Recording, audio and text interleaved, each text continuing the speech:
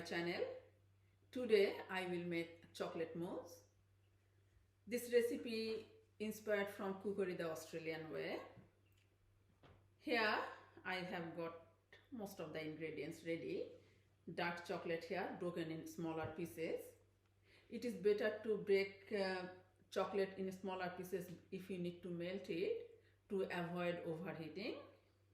So if you can avoid overheating, you will end up shiny glossy melted chocolate. Here I have the cream, and I will need eggs, and I will need to separate the eggs, egg yolks and egg whites. Egg whites I will use to make meringue. So if any one of you have any dietary requirements using or consuming raw eggs, this recipe is not for you.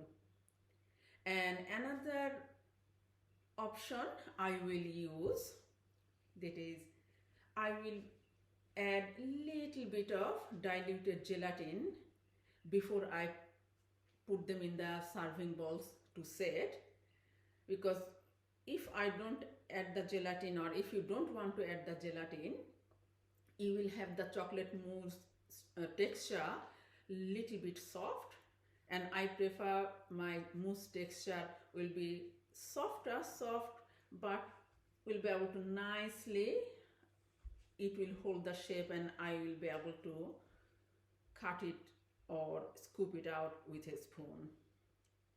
But again, using gelatin, it is totally optional. So first I will talk about how to separate the eggs. As I have said, we will need to make meringue with the egg whites. We need to make sure there is no trace of egg yolk in the egg white if you need to make meringue. And the bowl you will use to make meringue, the beater you will use, including your hands, it should be clean, dry, and there should not be any trace of oil, fat or butter,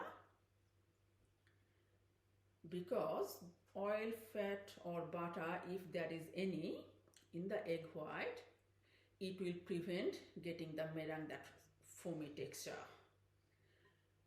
Traditionally, lots of people, they just crack the egg very carefully.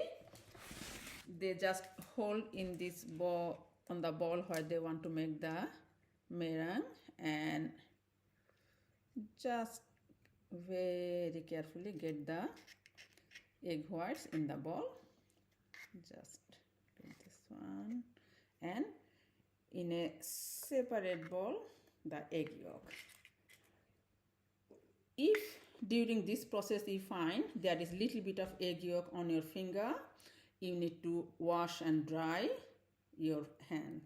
I have little bit of egg yolk on my finger because the yolk here has been broken, so I will wash and dry my fingers. Another way I suggest my students to separate the egg white and yolk, just at first carefully crack the egg in another third bowl,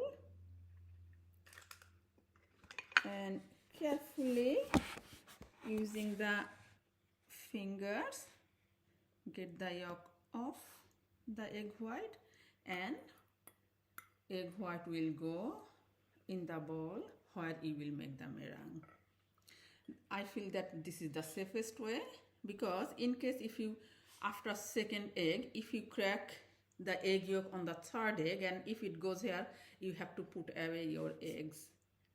But when I am separating each egg in another third bowl, so if I break the egg yolk, so I will just put it away and continue with the rest of the eggs. I will start making the meringue at first because I need clean beater. So after making the meringue, I can use the same beater without going through any more washing. I will be able to whip the cream at first. Not at first, after the meringue, and then move on. And another information we need to remember, that is, if we are making meringue, the eggs should be at room temperature, not out from the fridge. Then you will get really good texture of your meringue. When you will see that your meringue has started getting soft peak, you can see it is deflating, or the peak is not holding the shape. At this stage, I will start adding sugar and keep on beating. But when I will add the sugar, not add the sugar the whole lot, little bit of adding sugar, then mix really well, then another bit. 1 tablespoon of sugar I will add roughly 3 times, because if we add the whole lot of sugar together, the egg whites or the meringue what I have made, it make it totally watery and it will not hold the structure or come back again. When you will make the meringue, and if you are doing the meringue not on the benchtop mixer but handheld mixer, slowly you need to keep on moving your beater so that you get even meringue with your egg whites. And another thing, that how will you know your meringue is done? You will see that with the beater, when you will lift it and the peak, it will stay like this. It will not fall apart. That means meringue is done. And now I will use the same beater to whip the cream. And I will whip the cream semi-soft, not totally hard. And again, it will not be this runny. And there is little bit of egg white on the beater, but it will not matter with the whipping cream. I have done the semi-whipped cream. It is whipped, but not really watery, not really stiff. Little bit of soft texture is here. So whipping cream is done. Now I have to melt the chocolate. I will melt the chocolate in the microwave, which is faster. But when you are melting chocolate in the microwave, my microwave is 1500 watts. So I will put on 50% power and I will put 30 seconds. After 30 seconds, I will get it out, give it a mix, or if I need, I will use a spoon, metal spoon, and again another 30 seconds on half power and stir again. This way I will melt the chocolate, but when I will see mostly 80% of chocolate has been melted, I will not put in the microwave anymore. And when you are melting chocolate or making any chocolate dish, better to use metal spoon or silicone to save the moisture and the cream of the cocoa powder. Metal and silicone, it will retain it properly, but if you use wooden, anything wooden, they start absorbing the cream and the moisture.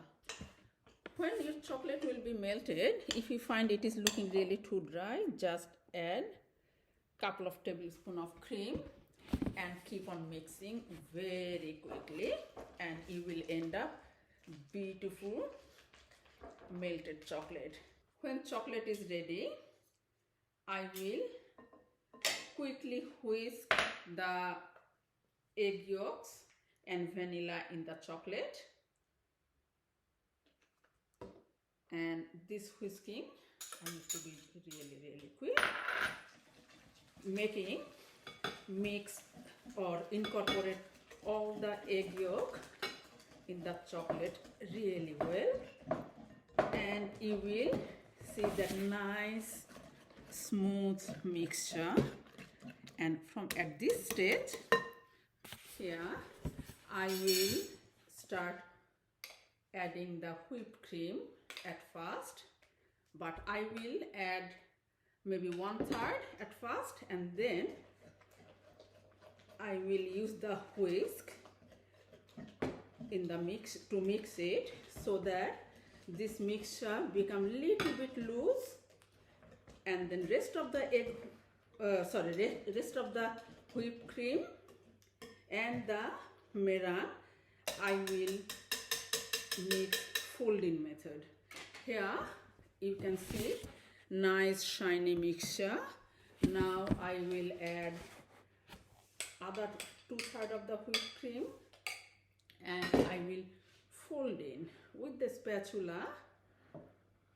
Just gently keep on rotating and mixing your